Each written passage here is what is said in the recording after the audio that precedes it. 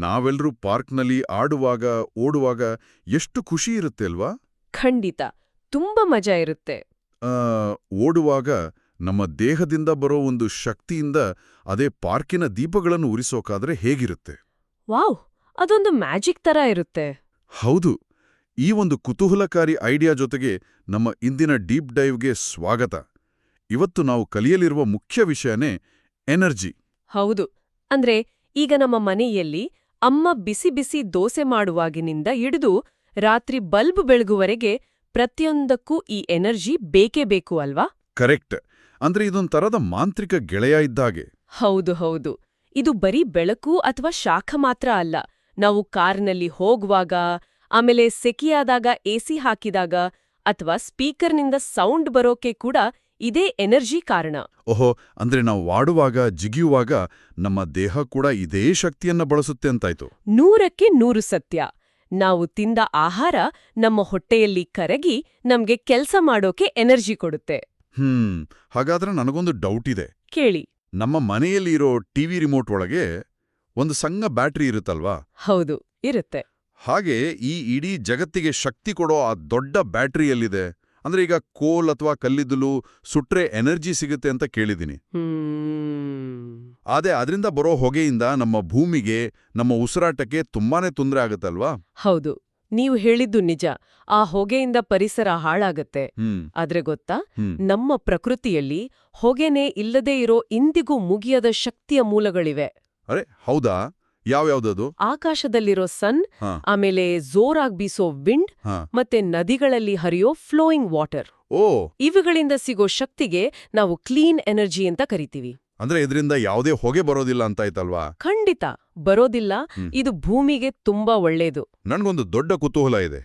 ಈಗ ಮನೆಗಳ ಛಾವಣಿ ಮೇಲೆ ನೀಲಿ ಬಣ್ಣದ ಸೋಲಾರ್ ಪ್ಯಾನಲ್ಸ್ ಇರುತ್ತಲ್ವಾ? ಹೌದು. ಅವು ಆ ಬಿಸಿಲನ್ನ ಹಿಡಿದು ಹೇಗೆ ಎನರ್ಜಿ ಮಾಡ್ತವೆ? ಕೇವಲ ಬಿಸಿಲಿಂದ ಕರೆಂಟ್ ಬರೋಕ್ ಸಾಧ್ಯನಾ? ಅದ್ರ ಹಿಂದಿನ ವಿಜ್ಞಾನ ತುಂಬಾನೇ ಇಂಟ್ರೆಸ್ಟಿಂಗ್ ಆಗಿದೆ. ಆ ಸೋಲಾರ್ ಪ್ಯಾನಲ್ಸ್ ಒಳಗೆ ಅತಿ ಸಣ್ಣ ಸಣ್ಣ ಸೆಲ್ಸ್ ಇರ್ತವೆ. ಓಕೆ.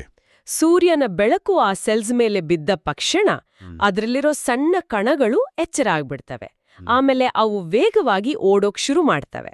ಓಹೋ, ಆ ಕಣಗಳ ಓಟವೇ ಎಲೆಕ್ಟ್ರಿಸಿಟಿ ಆಗಿ ವೈರ್ ಮೂಲಕ ನಮ್ಮ ಮನೆಗೆ ಬಂದು ಟಿವಿ ಮತ್ತೆ ಬಲ್ಬ್ ಆನ್ ಆಗುತ್ತಲ್ವಾ? ಎಕ್ಸಾಕ್ಟ್ಲಿ. ಸೂರ್ಯನ ಬೆಳಕನ್ನ ನೇರವಾಗಿ ವಿದ್ಯುತ್ತಾಗಿ ಬದಲಾಯಿಸೋ ಶಕ್ತಿ ಆ ಸೋಲಾರ್ ಪ್ಯಾನಲ್ಸ್ಗೆ ಇದೆ. ವಾವ್, ಇದು ನಿಜಕ್ಕೂ ಮ್ಯಾಜಿಕ್. ಹಾಗಾದ್ರೆ ನಾವು ಚಿತ್ರದುರ್ಗದ ಕಡೆ ಹೋದಾಗ ದೊಡ್ಡ ದೊಡ್ಡ ಬೆಟ್ಟಗಳ ಮೇಲೆ ಫ್ಯಾನ್ ತರ ತಿರುಗೋ ವಿಂಡ್ ಟರ್ಬೈನ್ಸ್ ಕಾಣಿಸುತ್ತೆ ಅಲ್ವಾ? ಹೌದು. ಅವು ಹೇಗೆ ಕೆಲಸ ಮಾಡ್ತವೆ? Same to same. ಜೋರಾಗಿ ಗಾಳಿ ಬೀಸಿದಾಗ ಆ ದೊಡ್ಡ ವಿಂಡ್ ಟರ್ಬೈನ್ಸ್ನ ರೆಕ್ಕೆಗಳು ತಿರುಗುತ್ತವೆ. ಆ ರೆಕ್ಕೆಗಳ ಹಿಂದೆ ಒಂದು ಯಂತ್ರ ಇರುತ್ತೆ. ಅದನ್ನ ಜನರೇಟರ್ ಅಂತ ಕರೀತಾರೆ. ಓಕೆ, ಆ ಜನರೇಟರ್ ಒಳಗೆ ಏನಿರುತ್ತೆ? ಆ ಜನರೇಟರ್ ಒಳಗೆ ಒಂದು ಮ್ಯಾಗ್ನೆಟ್ ಇರುತ್ತೆ. ರೆಕ್ಕೆಗಳು ತಿರುಗಿದಾಗ ಆ ಮ್ಯಾಗ್ನೆಟ್ ಕೂಡ ತುಂಬಾನೇ ವೇಗವಾಗಿ ತಿರುಗುತ್ತೆ. ಆ ಮ್ಯಾಗ್ನೆಟ್ ತಿರುಗಿದಾಗ ಅಲ್ಲಿ ವಿದ್ಯುತ್ ಹುಟ್ಟಿಕೊಳ್ಳುತ್ತೆ. ಇದಂತೂ ತುಂಬಾನೇ ಅಚ್ಚರಿಯನ ವಿಷಯ. ಆದ್ರೆ ನನ್ಗೊಂದು ಪ್ರಶ್ನೆ ಇದೆ. ಖಂಡಿತ, ಕೇಳಿ. ನಮಗೆ ಪ್ರಕೃತಿಯಿಂದ ಇಷ್ಟೊಂದು ಕ್ಲೀನ್ ಎನರ್ಜಿ ಸಿಗ್ತಾ ಇದೆ ಅಂತ ನಾವದನ್ನ ಇಷ್ಟ ಬಂದಾಗೆ ಖರ್ಚು ಮಾಡ್ಬೋದಾ? ಇಲ್ಲವೇ ಇಲ್ಲ. ಖಂಡಿತ ಹಾಗೆ ಮಾಡಬಾರ್ದು. ಅಲ್ವಾ? ಅಂದ್ರೆ ಈಗ ನಮ್ಮ ಮನೆಯಲ್ಲಿ ನೀರಿನ ಟ್ಯಾಂಕ್ ತುಂಬಿದೆ ಅಂತ ಇಟ್ಕೊಳ್ಳಿ.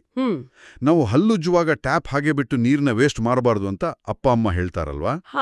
ಹಾಗೆ ಈ ಕ್ಲೀನ್ ಎನರ್ಜಿ ಕೂಡ ವೇಸ್ಟ್ ಮಾಡಬಾರ್ದು. 100% ಸತ್ಯ. ಇದನ್ನೇ ನಾವು ಎನರ್ಜಿ ಕನ್ಸರ್ವೇಷನ್ ಅಂತ ಕರೆಯೋದು. Energy conservation. ಹೌದು. ಪ್ರಕೃತಿಯಲ್ಲಿ ಸೂರ್ಯ, ಗಾಳಿ ಫ್ರೀಯಾಗಿ ಸಿಗ್ಬಹುದು. ಆದ್ರೆ ಆ ಶಕ್ತಿಯನ್ನ ನಮ್ಮ ಮನೆಗೆ ತರೋಕೆ ಬಳಸೋ ಸೋಲಾರ್ ಪ್ಯಾನಲ್ಸ್ ಮತ್ತೆ ವಿಂಡ್ ಟರ್ಬೈನ್ಸ್ ಮಾಡೋಕೆ ತುಂಬಾ ಶ್ರಮ ಬೇಕು. ಕರೆಕ್ಟ್. ಅಂದ್ರೆ ನಾವು ಟಿವಿ ನೋಡದೇ ಇದ್ದಾಗ ಆಫ್ ಮಾಡೋದು ಅಥವಾ ಹಳೆ ಬಲ್ಬ್ ಬದಲು ಕಡಿಮೆ ವಿದ್ಯುತ್ ಬಳಸೋ LED ಬಲ್ಬ್ ಹಾಕೋದು, ಇವೆಲ್ಲ ಮಾಡ್ಬೋದಲ್ವಾ? ಹೌದು. ಮತ್ತೆ ಹತ್ತಿರದ ದಿನಸಿ ಅಂಗಡಿಗೆ ಹೋಗೋಕೆ ಸ್ಕೂಟರ್ ಬದಲು ಸೈಕಲ್ ಬಳಸಿದ್ರೆ ಕೂಡ ನಾವು ಭೂಮಿಯನ್ನ ಕಾಪಾಡಬಹುದು. ಅಂದ್ರೆ ಈ ಚಿಕ್ಕ ಚಿಕ್ಕ ಕೆಲಸಗಳಿಂದ ನಾವೆಲ್ಲರೂ ಎನರ್ಜಿ ಹೀರೋಸ್ ಆಗಬಹುದು ಅಂತೀರಾ? ಖಂಡಿತ ಆಗ್ಬಹುದು. ನಾವು ಬಳಸೋ ಪ್ರತಿಯೊಂದು LED ಬಲ್ಬ್ ಕೂಡ ತನ್ನ ಶಕ್ತಿಯನ್ನ ಕೇವಲ ಬೆಳಕಿಗಾಗಿ ಮಾತ್ರ ಬಳಸುತ್ತೆ.